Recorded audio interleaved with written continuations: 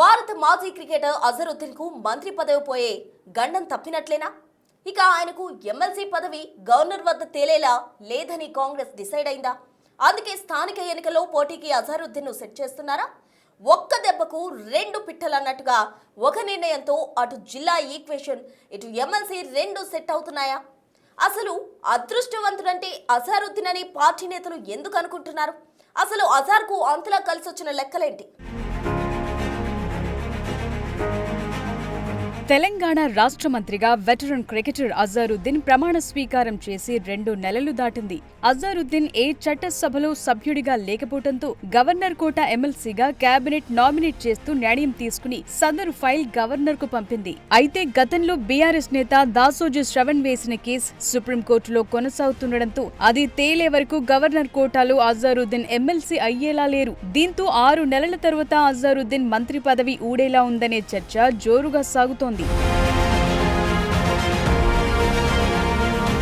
అయితే ఇంతలోనే నిజామాబాద్ స్థానిక సంస్థల ఎమ్మెల్సీగా ఉన్న జాగృతి అధ్యక్షురాలు కవిత రాజీనామా చేయడంతో ఆ స్థానం ఖాళీ అయింది. లోకల్ బాడీ కోటాలో జరిగే ఎమ్మెల్సీ ఎన్నికల్లో ఎంపీటీసీ, జడ్పీటీసీలతో పాటు మున్సిపల్ కౌన్సిలర్లు, కార్పొరేటర్లకు ఓటు హక్కు ఉంటుంది. అయితే సకాలంలో ఎన్నికలు జరగని కారణంగా ఎంపీటీసీ, జడ్పీటీసీ కౌన్సిలర్ల పదవీ కాలం పూర్తయి ఆ స్థానాలన్నీ ఖాళీగా ఉన్నాయి. దాంతో స్థానిక సంస్థలు, మున్సిపల్స్ ఎన్నికలు జరిగిన తరువాతే ఎమ్మెల్సీ ఎన్నిక సాధ్యమవుతుంది.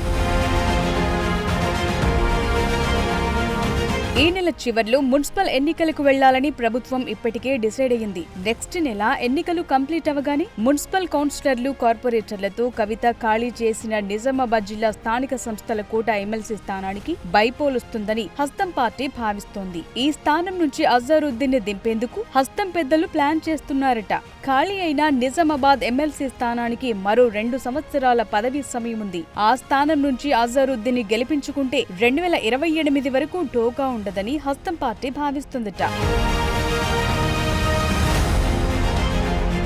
మరోవైపు నిజామాబాద్ ఉమ్మడి జిల్లా నుంచి ప్రస్తుత కేబినెట్ లో ఒక్కరికి కూడా మంత్రిగా అవకాశం దక్కలేదు. ఈ నేపథ్యంలో అజరుద్దీన్ ను నిజామాబాద్ స్థానిక సంస్థల ఎమ్మెల్సీ కోటాలో ఎమ్మెల్సీని చేస్తే నిజామాబాద్ కు మంత్రి పదవి ఇచ్చినట్లవుతుంది. ఇంకోవైపు అజరుద్దీన్ మంత్రి పదవికి ఢోకా ఉండదని ఎత్తుగడ వేశారట పీసీసీ పెద్దలు.